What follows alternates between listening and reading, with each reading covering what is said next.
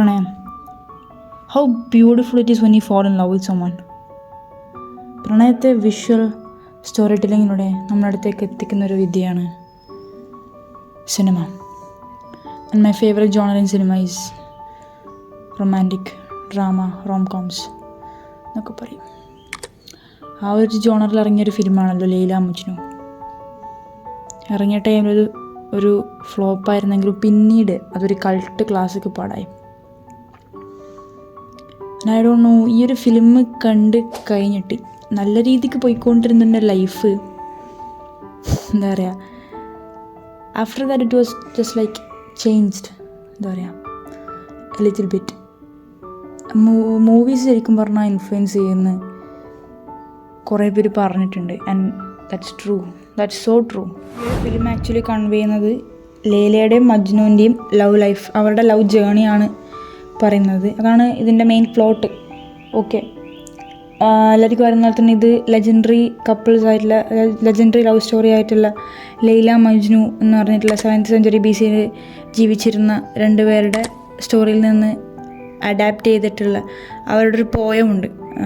പോയത്തിൻ്റെ പേര് എനിക്ക് അറിഞ്ഞൂടാ. ഇവന്തോ ആ ഒരു പോയത്തിൽ നിന്ന് എടുത്തിട്ടുള്ള, അതിൽ നിന്ന് അഡാപ്റ്റ് ചെയ്തിട്ടുള്ള ഒരു ഫിലിമാണ് ഈ ഒരു ഫിലിം.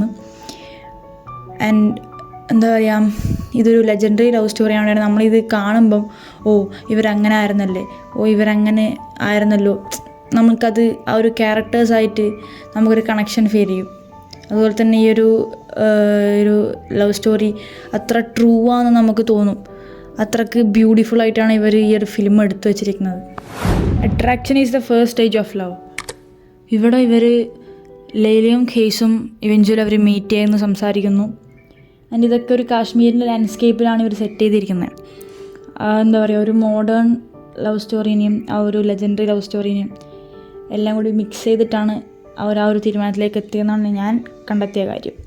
അതുപോലെ തന്നെ ഒരു പാട്ടുണ്ട്, ഓ മേരി ലൈല എന്ന് പറഞ്ഞിട്ടുള്ളൊരു പാട്ടും ഈ ഒരു ടൈമിലാണ് പ്ലേ ആവുന്നത്. സോ ഈ ഒരു ടൈമിൽ പ്ലേ ആവുന്നതുകൊണ്ട് ഇതിൻ്റെ ലിറിക്സ് ഇർഷാദ് കമൽ എഴുതിയിരിക്കുന്ന രീതി എന്ന് വെച്ചിട്ടുണ്ടെങ്കിൽ ഖെയ്സ് ലൈലനെ ഇംപ്രസ് ചെയ്യാൻ ശ്രമിക്കുന്നു എന്നാണ്, ആ ഒരു രീതിയിലാണ് ഇർഷാദ് കമൽ ഈ ഒരു ലിറിക്സ് എഴുതിയിരിക്കുന്നത്. Here comes the most beautiful and my favourite stage in this love, and that's infatuation, ഉൻസ്. എന്തുകൊണ്ടാണ് ഇത് ഇത്ര എന്താ പറയുക ഫേവറേറ്റ് ആയതും എന്നൊക്കെ പറഞ്ഞു കഴിഞ്ഞാൽ നമ്മളായിട്ട് ഇത് ഭയങ്കരമായിട്ട് കണക്ട് ചെയ്യും. ഈ മൂവിനകത്ത് ഇത് എടുത്തു വെച്ചിരുന്നത് രീതി, അത് നമുക്ക് കണക്ട് ചെയ്യാൻ പറ്റും.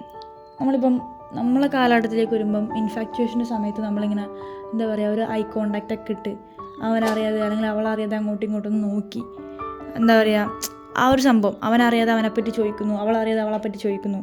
ആ ഒരു പരിപാടി തന്നെയാണ് ഇവിടെയും സംഭവിച്ചിരിക്കുന്നത്. കേസ് കംപ്ലീറ്റ്ലി ലൈലയിൽ ഒബ്സസ്ഡ് ആവുന്നുണ്ട് ഈ ഒരു ടൈമിലാകുമ്പോഴത്തേനും. കേസിന് എന്താ പറയുക, ഇതന്നെയാണ് എൻ്റെ ആൾ എന്ന് ഉറപ്പിച്ചു. ഈ ഒരു ടൈമാകുമ്പോഴത്തേനും അവർ സീക്രട്ടീവ് മീറ്റിങ്സും കാര്യങ്ങളൊക്കെ നടത്തുന്നത്, അതൊക്കെ എന്താ പറയുക, കണ്ടിരിക്കാൻ ഭയങ്കര രസമാണ്. എന്താ പറയുക, അത്രയ്ക്ക് ബ്യൂട്ടിഫുള്ളാണ് ചെയ്തിരിക്കുന്നത്. അതുപോലെ തന്നെ ലൈലക്കാണെങ്കിൽ രണ്ട് പേരുടെ എക്സ്പെക്റ്റേഷനിലും കുടുങ്ങിപ്പോയൊരവസ്ഥയിലാണ്. എന്താ പറയുക, തൻ്റെ ലവ് ലൈഫും നോക്കണം, അതുപോലെ തന്നെ ഫാമിലീൻ്റെ എക്സ്പെക്റ്റേഷൻസും ഒരു ഭാഗത്തുണ്ട്. അപ്പോൾ ഇതിന് രണ്ടിനും ഇടയിൽ ഒരു ട്രാപ്പായ പോലെയാണ് ഈ ഒരു സിറ്റുവേഷനിൽ കാണിച്ചിരിക്കുന്നത്. ഈ ഒരു ഫേസ് ആകുമ്പോഴത്തേനും എന്താ പറയുക, ഇവരുടെ പ്രണയം കുറച്ചുകൂടി ഡീപ്പാവുന്നുണ്ട്. അവരുടെ ഇമോഷൻസും ഡ്രീംസൊക്കെ അവർ കുറച്ചുകൂടി ഷെയർ ചെയ്യുന്നുണ്ട് ഈ ഒരു ടൈം ആകുമ്പോഴത്തേനും. ആഹിസ്ത എന്ന് പറഞ്ഞിട്ടൊരു പാട്ട് ഈ ഒരു ടൈമിലാണ് പ്ലേ ആവുന്നത്. ആൻഡ് അതൊരു സം കൈൻഡ് ഓഫ് ബ്യൂട്ടിഫുൾ ആയിട്ടുള്ളൊരു പാട്ടാണ്. അതുപോലെ തന്നെ എടുത്തു പറഞ്ഞൊരു കാര്യമാണ്, ഈ ഒരു ഫിലിമിനകത്ത് സൂഫി ചെയ്തൊരു ഇൻഫ്ലുവൻസ് എന്ന് പറയുന്നത് ഭയങ്കര വലുതാണ്. ഓക്കെ, സൂഫി ഇവർ ഹെവിലി എടുത്തിട്ടുണ്ട് ഈ ഒരു ഫിലിമിനകത്ത്. ഇതിനകത്തുള്ള എല്ലാ പാട്ടുകളും സൂഫി ഇൻസ്പയർഡ് ആണെന്ന് വേണമെങ്കിൽ പറയാം. പ്രണയത്തെ പറ്റി ഒരാൾ പറഞ്ഞൊരു കാര്യം എന്താണെന്ന് വെച്ചിട്ടുണ്ടെങ്കിൽ അത് പൊസസീവ്നെസ് ഉള്ളൊരു കാര്യമാണ്, അത് ടോക്സിസിറ്റി നിറഞ്ഞൊരു കാര്യമാണ്, അത് നേടിയെടുക്കണമെന്ന് അതിയായ ആഗ്രഹം വെച്ച് അതിനുവേണ്ടി പരിശ്രമിക്കുന്നൊരു കാര്യമാണെന്നും കൂടി പറഞ്ഞിട്ടുണ്ട്. സോ ഇതൊക്കെ കേട്ട് കഴിഞ്ഞാൽ നമ്മൾ ഈ സിനിമ കണ്ട് കാണുമ്പം എന്താ പറയുക, ഈ ഒരു സ്റ്റേജ് ആകുമ്പോഴത്തേനും അതൊക്കെ സത്യമായി തുടങ്ങുന്നുണ്ടോ എന്ന് തോന്നും. ആൻഡ് ടോക്സിസിറ്റിയും പൊസസീവ്നെസ്സും ഒന്നും ഇല്ലെങ്കിലും അത് നേടിയെടുക്കണമെന്നുള്ള വാശിയും കാര്യങ്ങളൊക്കെ ഈ ഒരു സ്റ്റേജ് ആകുമ്പോഴത്തേനും നമുക്ക് കാണാൻ പറ്റുന്നുണ്ട്. കേസ് എവിടെ പോയാലും ഇവിടെ തന്നെ കാണാൻ തുടങ്ങുകയാണ്. ആൻഡ് കേസ് എന്താ പറയുക willing to fight against society. കാരണം അവൻ അത്രയ്ക്ക് ഒബ്സസ്ഡായി പോയി ലേലയും ഒബ്സസ്ഡാണ്. ലേലയും എന്താ പറയുക പ്രേമത്തിലായല്ലോ. ആൻഡ് ഒരു സീനുണ്ട്, കേസ് പോയിട്ട് ലേലിയാൻ്റെ വീട്ടിൽ പോയിട്ട് കെഞ്ചുന്നൊരു സീനുണ്ട്, ഇങ്ങനെ എന്നെ ഒന്ന് കല്യാണം കഴിപ്പിക്കും, നമ്മൾ ഭയങ്കര പ്രേമത്തിലാണ് എന്ന് പറയുന്നൊരു സീനുണ്ട്. ആൻഡ് അത് കേട്ടിട്ട് പോലും, അങ്ങനെ ഒരു കെഞ്ചുന്ന സീൻ കണ്ടിട്ട് പോലും ഈ ലേലിയാനെ മറ്റൊരാളായിട്ട് വിവാഹം കഴിപ്പിക്കുകയാണ് ഈ ലേലിയാൻ്റെ അച്ഛൻ ചെയ്യുന്നത്. കേസിൻ്റെ ലവ് അവിടെ റെഫ്യൂസ് ചെയ്യാനാണിത്. വേർഷിപ്പ്, ഇബാദത്ത് എൻ്റെ സെക്കൻഡ് ഫേവറേറ്റ് ഫേസാണ്. ഇവിടെ എന്താ പറയുക, ലേലിയാൻ്റെ കല്യാണം കഴിഞ്ഞു and still Qais refuses to move on. അതിനിടയ്ക്ക് കുറച്ച് പ്രശ്നങ്ങളൊക്കെ ഉണ്ട്, ഫാമിലി ഇഷ്യൂസും കാര്യങ്ങളൊക്കെ വന്നു. കേസിൻ്റെ അച്ഛൻ മരിക്കുന്നൊരവസ്ഥ ഉണ്ടായി.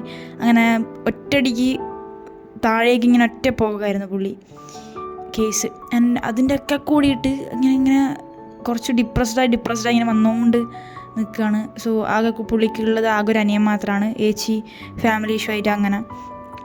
ആൻഡ് ഇപ്പം കേസ് ആക്ച്വലി തനിക്ക് വേണ്ടി ജീവിക്കുന്നില്ല എന്ന രീതിയിലേക്ക് എത്തി. എന്താ പറയുക, ഇങ്ങനെ വാൻഡർ ചെയ്ത് നടക്കുകയാണ്, ഒരു ഉദ്ദേശമില്ലാതെ ചുമ്മാ തൻ്റെ ഡ്രീംസും എല്ലാ കാര്യങ്ങളും ലൈലയ്ക്ക് വേണ്ടി ഉപേക്ഷിക്കാം. ആൻഡ് അറ്റ് ലാസ്റ്റ് അവൻ ഉപേക്ഷിക്കുകയാണ് ഈ ഒരു സിറ്റുവേഷനിൽ ചെയ്തത്. ഇവരെ കണ്ടത് നമ്മൾ ഫസ്റ്റ് ഹാഫ് ആണെങ്കിൽ ഇനി സെക്കൻഡ് ഹാഫിലേക്ക് പോവുകയാണ്. സെക്കൻഡ് ഹാഫിൽ മജ്നുവിൻ്റെ പേഴ്സ്പെക്റ്റീവിലാണ് നമ്മൾ ഈ സിനിമ കാണുന്നത്. ആൻഡ് ഈ ഒരു സെക്കൻഡ് ഹാഫിൽ അങ്ങോട്ടേക്ക് മുഴുവനും അവിനാശ് തിവാരിൻ്റെ ഒരു കളിയാണ്. ഇവിടെ എന്താ സംഭവിക്കുന്നത് വെച്ചിട്ടുണ്ടെങ്കിൽ, ലൈലയുടെ ഭർത്താവ് അറ്റ് സം പോയിൻറ്റ് മരിക്കുകയാണ്. ആൻഡ് ലൈലയ്ക്ക് എന്താ പറയുക, പഴയ ഇഷ്ടമുള്ളതുകൊണ്ട് തന്നെ കേസിൻ്റെ അടുത്തേക്ക് വരികയാണ്. ആൻഡ് അവർ തമ്മിൽ മീറ്റ് ചെയ്യുന്നൊരു സീനുണ്ട്. കേസ് എന്താ പറയുക, ആ ഒരു ടൈമിൽ ലൈലനെ വന്ന് മീറ്റ് ചെയ്യുന്നൊരു സീനുണ്ട്. സത്യം പറഞ്ഞാൽ ഞാൻ ആ ഒരു സീനിലാണ് ഞാൻ ഈ ഫിലിം കണ്ട് തുടങ്ങിയിട്ട് ഫസ്റ്റ് ഞാൻ കരയുന്നത് ആ ഒരു സീനിലാണ്. ലിറ്ററലി ഞാൻ പറയാലോ, ഞാൻ കരഞ്ഞിങ്ങനെ ഏങ്ങി കരയായിരുന്നു ഞാൻ. കാരണം നമ്മൾ ആ സിനിമ കാണുന്നുണ്ടല്ലോ, പുള്ളിക്കാരൻ അഭിനയിക്കുക തന്നെയാണോ എന്ന് സംശയമുണ്ട്. ജീവിക്കുമായിരുന്നു രണ്ടുപേരും. അത്രക്ക് കിടിലമായിരുന്നു. കഥയിലേക്ക് വരുമ്പം ഇവിടെ ലൈല പറയാണ് നമുക്കൊന്ന് ജീവിക്കാം, ഡൈവോഴ്സ് ഒക്കെ ഒന്ന് ആവട്ടെ, നീ ഒന്ന് കുറച്ച് വെയിറ്റ് ചെയ്യുമെന്ന് പറയണം. ഇത്രയും കാലം പുള്ളിക്കൊരു ഹോപ്പ് ഉണ്ടായിരുന്നില്ല ജീവിക്കാൻ. ഇനി ഇപ്പം പുള്ളിക്കൊരു ഹോപ്പ് ഉണ്ടാവണം. ഓക്കെ, ലൈല തിരിച്ചു വരുമെന്നുള്ള ഒരു കാത്തിരിപ്പ്. ആൻഡ് ആ ഒരു കാത്തിരിപ്പോട് തന്നെ പുള്ളിക്കാരൻ നശിക്കുകയാണെന്ന് നമുക്ക് വേണം പറയാം. ഇവിടെ കാത്തിരുന്ന് ഒരു തരം ഫിസിക്കൽ മെൻ്റൽ ഡിപ്രസ്ഡ് സ്റ്റേറ്റിലേക്ക് പുള്ളിക്കാരൻ പോവുകയാണ്. ഭ്രാന്തിനെ തൻ്റെ ട്രൂത്തായിട്ട് കണ്ട് പുറം ലോകത്ത് നടക്കുന്ന കാര്യങ്ങളൊന്നും വകവെക്കാതെ, സൊസൈറ്റീനെ വേണ്ടാന്ന് വെച്ചു, ഫാമിലീനെ വേണ്ടാന്ന് വെച്ചു, ഈവൻ തന്നെ വരെ വേണ്ടാന്ന് വെച്ചിട്ട് ലൈലേൻ്റെ മെമ്മറീസിൽ ജീവിക്കാൻ തുടങ്ങുകയാണ്. എപ്പോഴെങ്കിലും ലൈല തിരിച്ചു വരും എന്ന് വിചാരിച്ച്. ആൻഡ് തൻ്റെ ലൈല ഇരിക്കുന്നുണ്ടെന്ന് വിചാരിച്ചിട്ട് ലൈലയോട് സംസാരിക്കുന്നു. അതുപോലെയുള്ള സീൻസൊക്കെ ഉണ്ട് ശരിക്കും പറഞ്ഞാൽ ഈ സിനിമേനകത്ത്. ലൈലേൻ്റെ കൈ പിടിച്ച് ഓടുന്നതായിട്ടൊക്കെ ചിന്തിക്കുന്നു. ശരിക്കും പറഞ്ഞാൽ ഈ ഒരു ടൈം ആവത്തേനും കേസ് കംപ്ലീറ്റ്ലി മജ്നുവായിട്ട് ട്രാൻസ്ഫോം ആയിക്കൊണ്ടിരിക്കുകയായിരുന്നു. ആൻഡ് എന്താ പറയുക, ഈ ഒരു ടൈം ആവുമ്പോഴത്തേനും കേസിൻ്റെ സംസാരം കുറച്ചുകൂടി പോയറ്റിക് വേയിലേക്ക്, നമ്മുടെ ഒറിജിനൽ മജ്നുവിനെ എന്താ പറയുക റെപ്രസെൻ്റ് ചെയ്യുന്ന പോലെ ഒരു കുറച്ച് പോയറ്റിക് വേയിലേക്ക് ഇവൻ്റെ സംസാരങ്ങൾ കാര്യങ്ങളൊക്കെ വരുന്നുണ്ട്.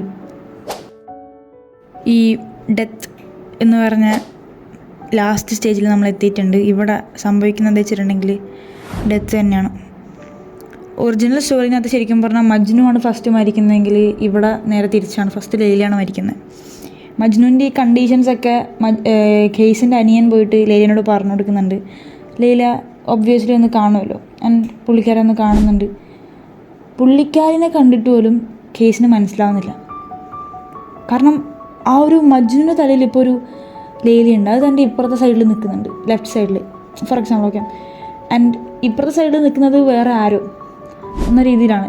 തൻ്റെ ലൈല ഇവിടെ ഉണ്ട്, ബട്ട് ഇതല്ല തൻ്റെ ലൈല. കാരണം ശരിക്കും ലൈലനെ പോലും മനസ്സിലാക്കാൻ പറ്റാതെ തൻ്റെ ലൈലയുടെ മെമ്മറീസിൽ ജീവിച്ചുകൊണ്ട് തന്നെ പുള്ളിക്കാരൻ അത്രക്ക് ഡിപ്രസ്ഡായി ഭ്രാന്ത് എന്ന രീതിയിലേക്ക് തന്നെ പോയിട്ട് ഇരിക്കുകയായിരുന്നു. ഇതൊന്നും കണ്ട് സഹിക്കാൻ പറ്റാതെ, കാരണം ലൈല കൊടുത്ത ഹോപ്പിൻ്റെ പേരിൽ ആണെന്ന് പറഞ്ഞാണ് പുള്ളിക്കാരി ഈ ഒരു ആത്മഹത്യ ചെയ്യുന്നത്.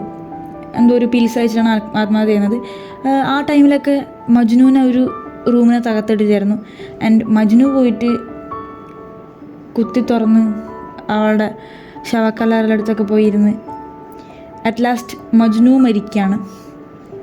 ആൻഡ് ഈ ഫിലിമിൻ്റെ ലാസ്റ്റിൽ എന്ത് സംഭവിക്കുന്നത് വെച്ചിട്ടുണ്ടെങ്കിൽ ഒരു പാട്ടുണ്ട്, ഓ മേരി ലീല എന്ന് പറഞ്ഞിട്ടില്ല, അതിൻ്റെ സെക്കൻഡ് വേർഷനാണിത്. ഇവിടെ ആതിഫ് അസ്ലാം പാടിയിട്ട് ഇർഷാദ് കമീലാണ് ലിറിക്സും കൊടുത്തത്. ആ ഒരു ടൈമിൽ ഇതിൻ്റെ ലിറിക്സ് എങ്ങനെ വെച്ചിട്ടുണ്ടെങ്കിൽ നൗ ദാറ്റ് ദേ മെറ്റ് എന്നാണ് പറയുന്നത്. അതായത് സ്വർഗത്തിൽ അവർ മീറ്റ് ചെയ്തു. ആ ഒരു പാട്ടിൻ്റെ വിഷ്വൽസും കാര്യങ്ങളൊക്കെ സ്വർഗത്തിൽ മീറ്റ് ചെയ്യുന്ന രീതിയിലാണ് അവർ ചെയ്തിരിക്കുന്നത്. ഈ ഒരു ഫിലിം ഞാൻ ആക്ച്വലി OTTയിലാണ് കാണുന്നത്. എനിക്കിത് തിയേറ്ററിൽ നിന്ന് മിസ്സായതിന് ഒരുപാട് സങ്കടമുണ്ട്. കാരണം അത്രയ്ക്ക് എന്നെ കരയിപ്പിച്ചിട്ടുണ്ട് ഈ ഒരു ഫിലിം. ഈ ഒരു ഫിലിം കണ്ടിട്ട് ഞാൻ എന്താ പറയുക, ബ്ലാങ്കായി പോയൊരു അവസ്ഥയാണ്. നമ്മളൊന്ന് അനങ്ങാൻ പോലും പറ്റാതെ ഒന്ന് ബ്ലാങ്ക് ആക്കി കളയും. ഞാൻ ഇരുന്നിടത്തുനിന്ന് എണീച്ചിട്ട് ഞാൻ ചിന്തിച്ചു, ഇങ്ങനെ ആയിരുന്നല്ലോ എന്ന് ആലോചിച്ചു പോയി. And if you guys have watch this movie then you will understand. എന്താ പറയുക, ഞാൻ പറയുന്ന കാരണമൊക്കെ ചിലപ്പോൾ നിങ്ങൾക്ക് മനസ്സിലാവുമായിരിക്കും. എന്താ പറയുക, ഒരു ട്രൂ ആയിട്ട് നാച്ചുറലായിട്ട് നമുക്ക് കണക്ട് ചെയ്യാൻ പറ്റുന്ന ക്യാരക്ടേഴ്സുള്ള, നല്ല പാട്ടുകളുള്ള, നല്ല സ്ക്രീൻ പ്ലേ ഉള്ള, നല്ല സിനിമാറ്റോഗ്രാഫി ഉള്ള നല്ലൊരു ബ്യൂട്ടിഫുൾ ആയിട്ടുള്ള സിനിമയാണ്. And the movie that talks about love.